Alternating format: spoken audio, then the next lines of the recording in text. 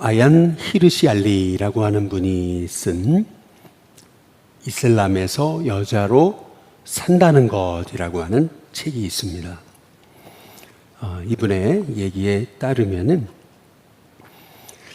이슬람 지역에서 이제 겪었던 그 여성 할례에 관해서 이제 말을 하죠. 특히 이 여성 할례라고 하는 것이 굉장히 마취 없이 그리고 비위생적으로 그렇게 행하여지는 이제 그런 것들에 관해서 이제 여과 없이 이제 보고하는 그러한 일을 볼 수가 있습니다.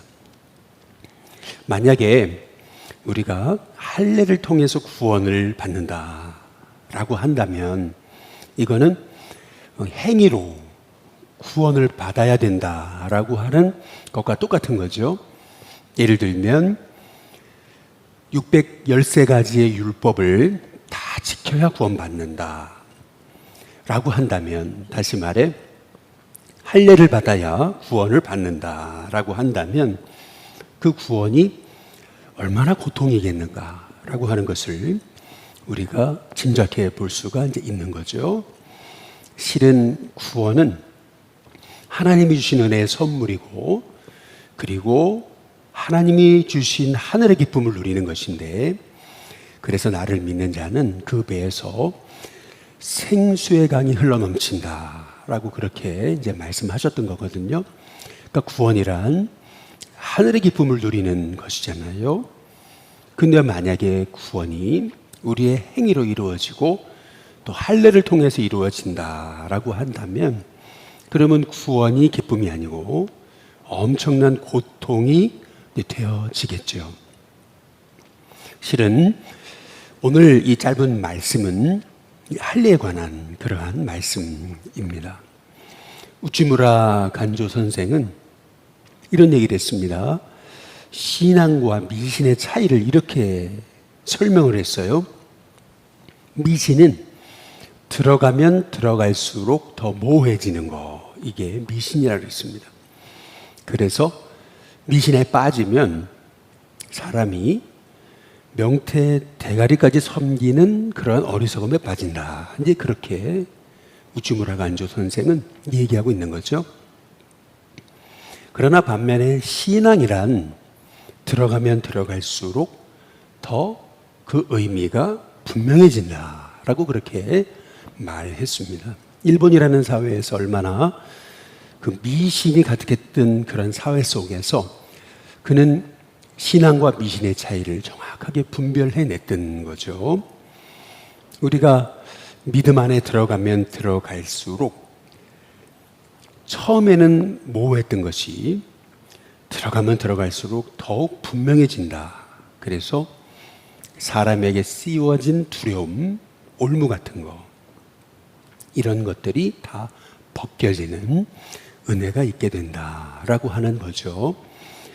지금 바울은 9절에 보니까 그런즉 이 복이 그랬거든요. 할례자에게냐 혹은 무할례자에게 도냐라고 이런 질문으로 말씀을 시작합니다. 여기서 말하는 이 복이란 로마서 4장 1절에서 8절에 나누었던 그 복이거든요. 다시 말하면 행위로 말미암는 구원이 아니고, 행위로 의롭다함을 얻는 게 아니고 믿음으로 의롭다함을 얻은 거, 그 복을 말하고 있는 거죠. 죄가 믿음으로 말미암아 사함을 받게 되고, 죄가 가리워짐을 받게 되고, 또 주께서 그 죄를 인정하지 아니하시는 복, 이 복에 관해서 지금 바울은 말하고 있는 겁니다. 그런즉 이 복이 할례자에게만이냐 아니면 무할례자에게도냐라고 이렇게 묻고 있는 거죠. 바울은 아브라함이 믿음으로 의롭게 된 것은 할례 시에 의롭게 된 것이 아니고 무할례 시에 의롭게 됐다는 것을 그냥 강조하고 있는 거죠. 할례는 창세기 17장에 넘어가서야 그가 할례를 받는 거잖아요. 반면에 아브라함이 하나님을 믿음에 그의 의로 여기셨던 그 놀라운 사건은 다시 말해 창세기 15장에 나온 아브라함이 무할례 시에 믿음으로 말미암는 그런 의를 이 아브라함이 얻었던 거죠. 근데 이 창세기 15장의 기록에 보면은 아브라함이 믿으니 그것을 의롭다 여기신다라고 말씀하지 않으시는 것을 볼 수가 있습니다. 창세기 15장 6절에 보면 이렇게 말하고 있어요. 아브라함이 여호와를 믿으니 여호와께서 이를 그의 의로 여기시고 라고 이렇게 말씀하고 계세요. 다시 말하면 아브라함이 믿음으로 말미암아 하나님께 의인으로 받아들여졌음을 성경이 말하고 있는 거죠. 다시 말하면은 엄청난 자기가 갚을 수 없는 빚을 졌거든요. 평생 갚아도 갚을 수 없는 그런 빚이에요. 그런데 이거를 예수님이 자기의 피로 다 속량해 주셔서 빚을 갚으셔서 그래서 그 빚이 다 탕감받게 된 거예요. 빚이 없어졌잖아요. 빚쟁이가 와서 아들에게 너 빚쟁이다 할 수 있는 게 아니죠. 아버지가 다 갚아주셨으니까. 그런데 아버지도 아들을 향해서 너는 빚쟁이가 아니다. 너는 이제는 자유인이다. 아버지가 아들을 그렇게 의인으로 여기신다. 받아들여 주신다. 그렇게 이제 말씀하고 있는 거죠. 우리는 한 게 아무것도 없는데, 일한 것이 없는데, 우리는 경건하지 않은데, 경건하지 않은 자, 의롭지 않은 자를 의롭게 여기시는 하나님, 이게 얼마나 놀라운 일인지 우리가 어제 함께 살펴보았습니다. 그래서 아브라함은 이렇게 이제 말하고 있는 거죠. 그렇다면 아브라함이 할례자의 조상만 되느냐? 그렇지 않다는 거죠. 무할례자의 조상도 되는 거다라고 그렇게 말씀하고 이제 있는 것입니다. 그러면서 로마서 3장 29절에 보면은 이런 얘기를 하고 있는 거죠. 그러면 하나님은 유대인만의 하나님이시냐? 아니라는 거죠. 이방인의 하나님도 되시는 거다라고 그렇게 말하고 있는 거죠. 그러면서 참 놀라운 말씀을 하고 있는 거예요. 로마서 3장 30절에 보면 할례자도 믿음으로 의롭다함을 얻는 거고 무할례자도 믿음으로 의롭다 하실 하나님은 한 분이시다. 이렇게 말씀하고 있는 것이죠.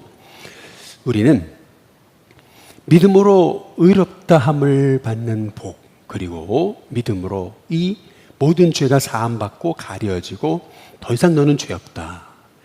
너는 의인이다. 라고 말씀하시는 그 하나님의 놀라운 축복을 얻은 하나님의 종들임을 믿으시기를 주님의 이름으로 축복합니다. 그런데 우리가 여기서 이제 질문을 하나 던질 필요가 있어요. 그것은 뭐냐 하면은 그러면 할례도 다 필요 없는데 왜 할례 시켰냐? 이제 이렇게 우리가 볼 수 이제 있는 겁니다. 필요 없다면서 그런데 왜 아브라함을 할례 받게 했냐? 이제 이런 질문을 던질 수 있는 겁니다. 이제 할례는 지금으로 말하면 유아 세례잖아요. 그렇다면 유아 세례 다 필요 없는 거 아니냐? 또 할례라고 하는 것은 결국 세례를 의미하는 것인데 그러면 세례 안 받아도 되는 거 아니냐? 필요 없느냐? 없지 않느냐? 이 할례라고 하는 개념은 언약을 맺는 개념이잖아요. C.S. 루이스가 얘기한 것처럼 사람은 사랑하게 되면, 사랑이 깊어지면 서로가 자연스럽게 언약을 맺는다고 합니다. 이게 언약이라는 것이 어떤 의무감이 아니고 정말 사랑하게 되면 그럼 우리가 사랑을 변치 말자 해서 스스로 자발적으로 언약을 맺게 되는 거. 이제 그것이 언약과 사랑의 관계라고 그렇게 이제 말을 하고 있는 겁니다. 그래서 사람이 사랑하게 되면 결국 결혼식을 이제 올리게 되는 거죠. 그렇다고 한다면 이 할례라고 하는 것은 또 결혼식이라고 하는 것과도 비교할 수 있는 참 귀한 것인데요. 그렇다면 그럼 할례도 필요 없고 유아세례도 필요 없고 세례 필요 없고 결혼식도 다 필요 없는 거냐? 그러면 율법도 필요 없는 거냐? 이제 이렇게 우리는 질문할 수 있는 거잖아요. 그게 로마서 3장 31절에 이렇게 얘기하고 있는 거죠. 그런즉 우리가 믿음으로 말미암아 율법을 파기하느냐? 그럴 수 없다라고 말하는 거잖아요. 오히려 율법을 굳게 세우게 된다. 이제 그런 얘기를 하고 있는 것이죠. 다시 말해 할례가 구원의 조건은 아닙니다. 구원의 조건은 될 수가 없어요. 우리는 믿음과 순종의 관계를 얘기하면서 우리는 자꾸 믿음으로 구원을 얻는 이 놀라운 복음을 받았음에도 믿음으로만은 안 된다. 순종해야 구원받는다. 자꾸 순종도 구원의 조건인 양 우리는 자꾸 조건을 들이대는 경우가 있는 거죠. 그러나 순종이 구원의 조건은 될 수가 없는 거죠. 그러나 그럼에도 불구하고 정말 예수님을 믿었다면 우리는 순종하게 되는데 더 온전히 순종하게 된다라고 하는 것을 바울이 말하고 있는 거죠. 그래서 할례가 구원의 조건은 아닙니다. 세례가 구원의 조건은 아니에요. 다시 말해서 유아 세례를 받아야 구원을 받는 것, 그것은 아닙니다. 그러나 그럼에도 불구하고 할례를 통해서, 세례를 통해서, 유아 세례를 통해서 나는 하나님 일찌감치 택하셨구나. 내 의식이, 기억력이 있기 전에 하나님은 날 택하셨어 라고 하는 이 놀라운 이 구원의 비밀을 깨닫게 되는 이 구원의 놀라운 표가 이게 유아 세례가 이제 된다라고 하는 거죠. 그래서 믿음의 부모들은 자녀들을 유아 세례를 받게 해가지고 그래서 하나님의 택하신 자녀라는 것을 그것을 우리 자녀들에게 가르치고 알리는 것, 이것이 신앙적으로 유아 세례 필요 없다, 세례 다 필요 없다, 할례 필요 없다, 예를 들면 아니면은 결혼식 필요 없다, 사랑하면 되는 거 아니냐, 이제 이런 것이 아니고 오히려 내가 세례를 통해서 하나님이 나를 받으셨구나 라고 하는 놀라운 이 구원의 이 증거, 흔적을 갖게 된다라고 하는 사실을 우리가 깨달을 필요가 이제 있다라고 하는 거죠. 우치무라 간조 선생의 이제 구한록이라고 하는 책이 있습니다. 책에 보면은 로마의 역사가 발레리우스 막시무스의 그 이제 기록을 소개하고 있어요. 이 막시무스는 그리스의 왕이었던 잘레쿠스의 이제 사적에 관해서 이제 기록해 놓고 있거든요. 그리스에서 아주 오래전 과거 고대 시절에 있었던 그 일화를 이제 소개하고 있는 거죠. 그것이 뭐냐 하면은 이 잘레쿠스는 자기의 나라를 올바로 통치하기 위해서 한 가지 새로운 법을 제정하는 거예요. 당시에 그리스에 만연했던 이 간음이라고 하는 거, 이 간음을 없애기 위해서 앞으로 이제 간음하는 자들은 두 눈을 다 생눈을 뽑아버리겠다라고 하는 이제 법을 제정하게 된 거죠. 그런데 그 법을 제정하자마자 제일 먼저 걸려들었던 사람이 자기 아들인 거죠. 이제 그렇다면 딜레마에 빠지는 거예요. 이 두 아들을, 사랑하는 두 아들의 눈을 뽑아야 되는가? 뽑지 않으면은 이 법은 효력이 없는 거죠. 왕으로서 백성을 올바로 통치할 수 있는 수단이 다 없어지는 거예요.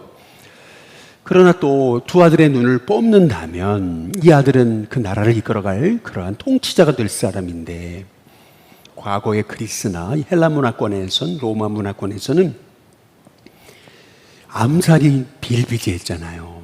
그런데 어떻게 두 눈을 뜨고도 그 암살을 막을 수 없는데 어떻게 앞을 보지 못하고 백성을 통치할 수 있는가?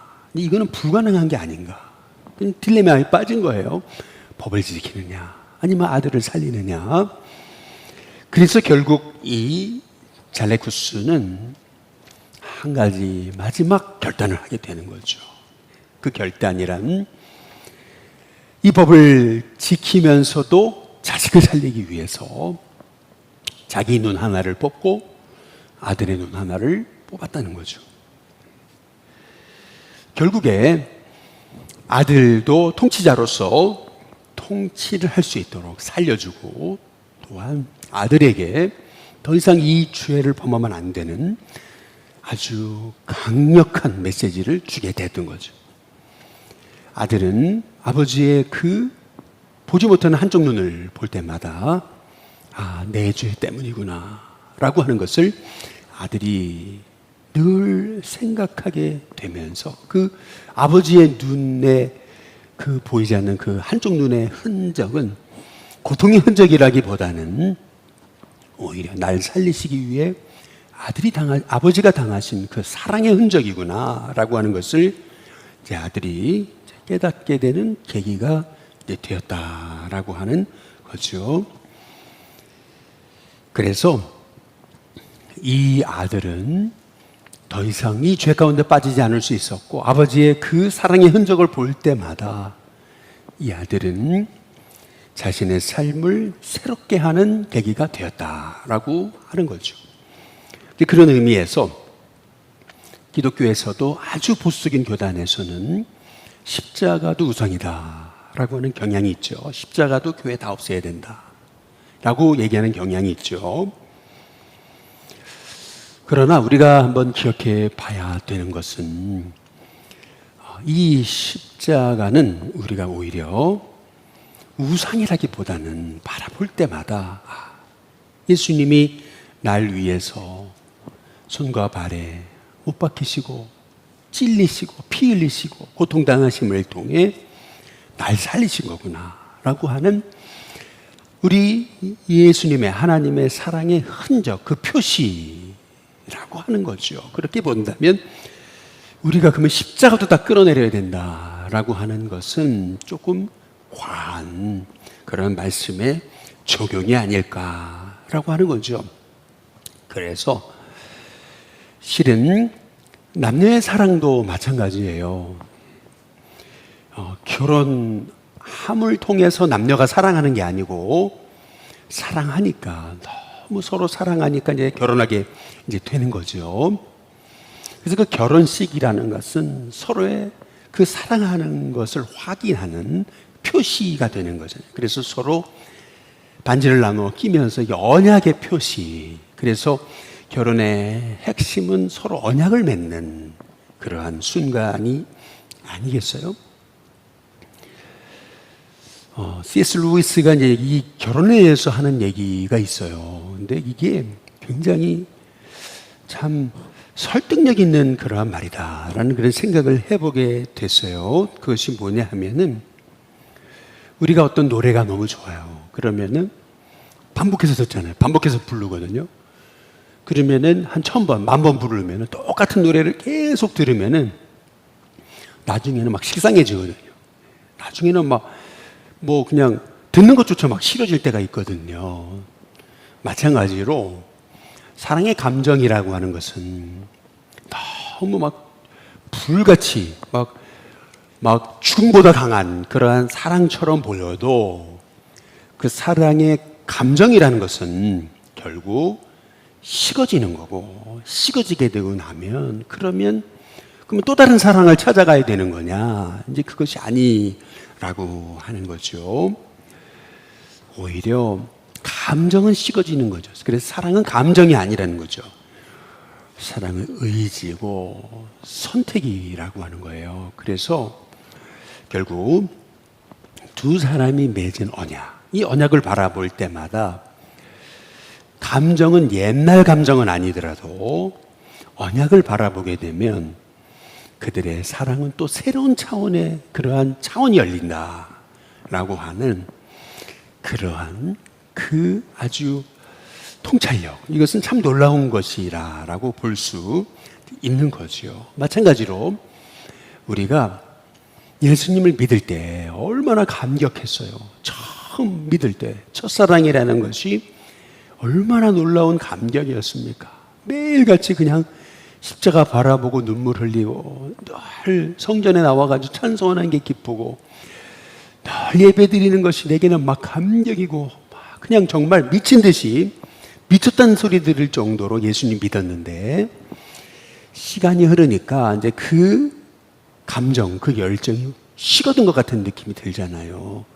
그러면 야, 내 믿음은 어디 간 건가? 늘 첫사랑 어디 갔습니까? 이제 이렇게 이제 되는 것인데요.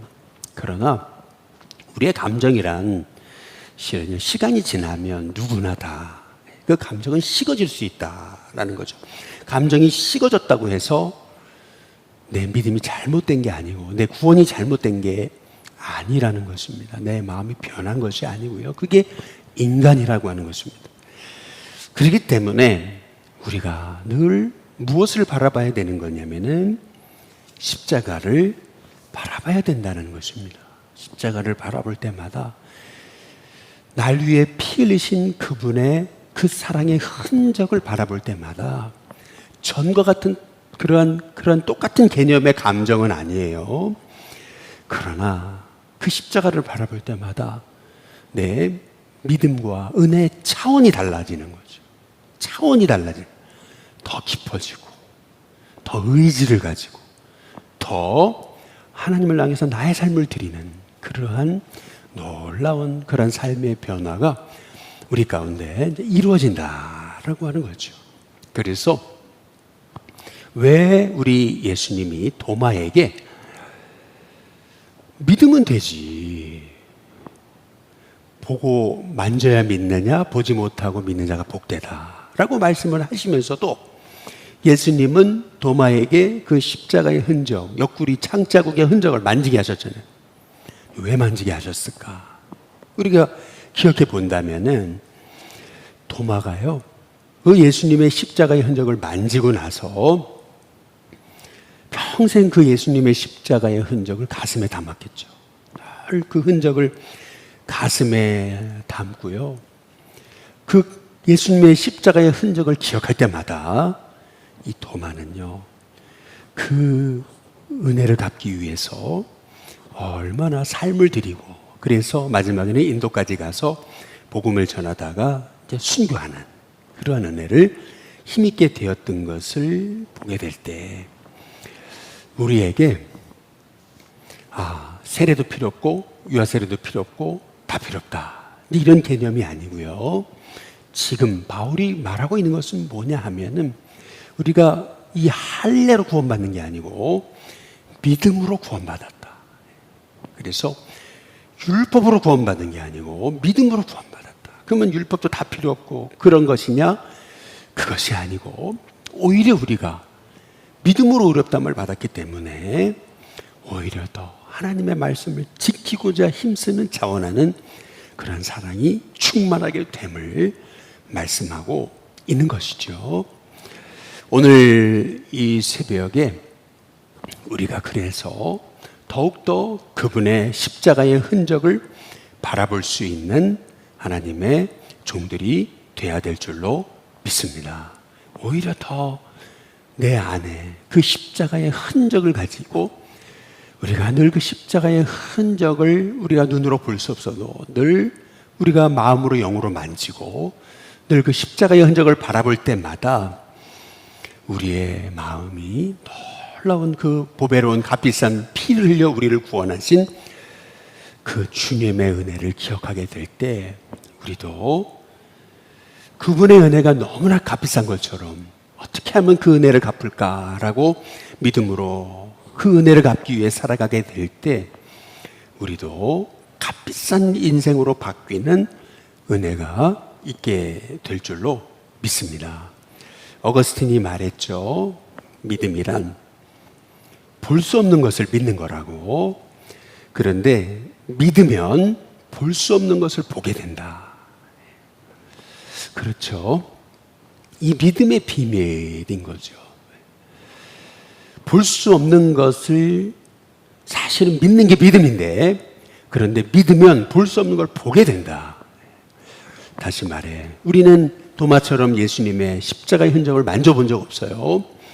그러나 믿음으로 그 흔적을 늘 바라보면은 결국 우리는 그 흔적을 날마다 만지는 사람이 되게 된다라고 하는 것을 깨닫게 될 때에, 오늘 저와 여러분의 믿음이 늘 그분의 십자가의 흔적을 바라보면서 그 십자가의 흔적을 만졌던 도마처럼 우리도 믿음의 눈을 떠서 그 흔적 바라보면서 이 큰 은혜 감사합니다. 이제 제가 그 은혜를 갚으며 살겠습니다.